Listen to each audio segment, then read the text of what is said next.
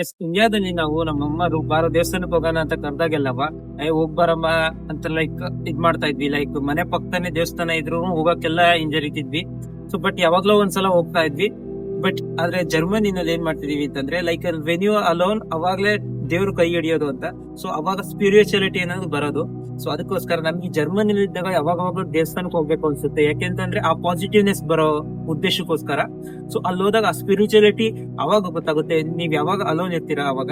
So ಅದೇ ಉದ್ದೇಶಕ್ಕೋಸ್ಕರ ಇವತ್ತು ನಾವು ಜರ್ಮನಿನಲ್ಲಿ ಇಂಡಿಯನ್ ಟೆಂಪಲ್ ಹೋಗ್ತಾ ಇದೀವಿ. ಬನ್ನಿ ಯಾವ ತರ ಇರುತ್ತೆ ಅಂತ ತೋರಿಸ್ತಾ ಹೋಗ್ತೀನಿ. ನಾವೀಗ ದೇವಸ್ಥಾನಕ್ಕೆ ಬಂದಿದೀವಿ.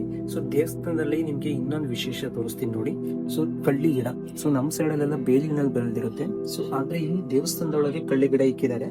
ಸೊ ನೀವು ನಮಗೆ ಗೊತ್ತಿಲ್ಲ ಏನಕ್ಕೆ ಅಂತ, ನೀವು ಒಂದ್ಸತಿ ಯಾರಿಗಾರು ಗೊತ್ತಿದ್ರೆ ಏನಕ್ಕೆ ಇಟ್ಟಿದ್ದಾರೆ ಅಂತ ಕಮೆಂಟ್ ಮಾಡಿ.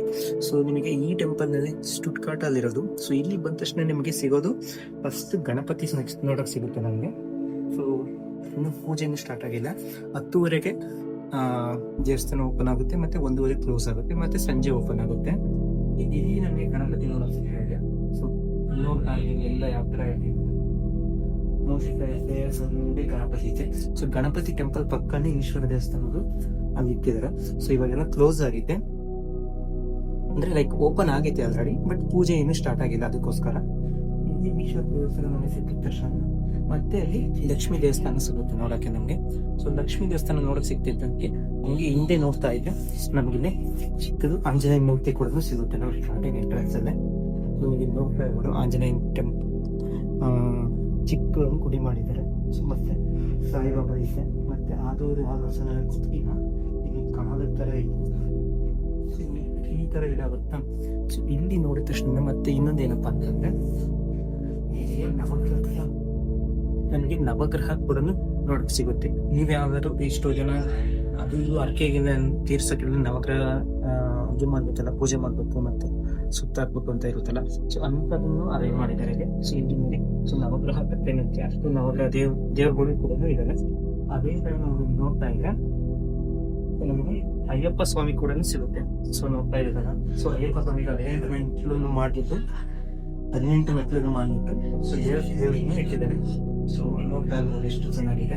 ಸೊ ಅದೇ ತರ ಮತ್ತೆ ಶಿವಪ್ಪನ 2ನೇ ಮಗನಿಗೆ ಸುಬ್ರಹ್ಮಣ್ಯ ಸ್ವಾಮಿ ದೇವಸ್ಥಾನ ಕೂಡ ಅರೇಂಜ್ ಮಾಡಿದ್ದಾರೆ. ಸೊ ನೋಡ್ತಾ ಇದು ಈ ದೊಡ್ಡ ಮನೆ ಒಳಗೆ ಸೊ ಅಷ್ಟು ಮತ್ತೆ ಚಿಕ್ಕ ಚಿಕ್ಕದಾಗಿ ದೇವಸ್ಥಾನಗಳನ್ನ ಕಟ್ಟಿದ್ದಾರೆ.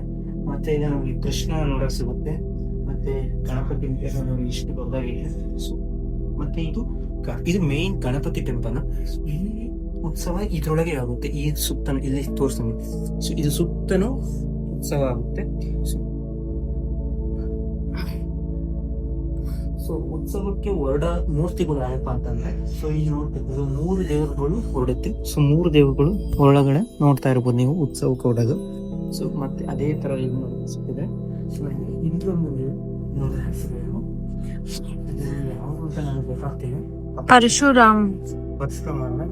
ನಾರಾಯಣ ಇರ್ಬೇಕು, ನಾರಾಯಣ ಸ್ವಾಮಿ ಇರ್ಬೇಕು, ನನಗೆ ಗೊತ್ತಿಲ್ಲ ಎಕ್ಸಾಕ್ಟ್ ಅಲ್ಲಿ. ಕಮೆಂಟ್ ಮಾಡಿ ಯಾರ್ಯಾರು ಗೊತ್ತಿಲ್ಲ. ಸೊ ಈ ದೇವಸ್ಥಾನ ಈ ತರ ಇದೆ ಗೈಸ್.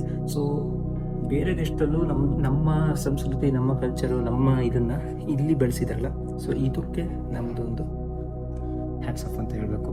ಸೊ ಯಾರೆಲ್ಲ ಜರ್ಮನಿಲಿದ್ದೀರಾ, ನಿಯರ್ ಸ್ಟುಟ್ಗಾರ್ಟ್ ಅಲ್ಲಿ ಇದ್ದೀರಾ, ಸೊ ಬಂದು ವಿಸಿಟ್ ಮಾಡಿ. Thanks for watching guys.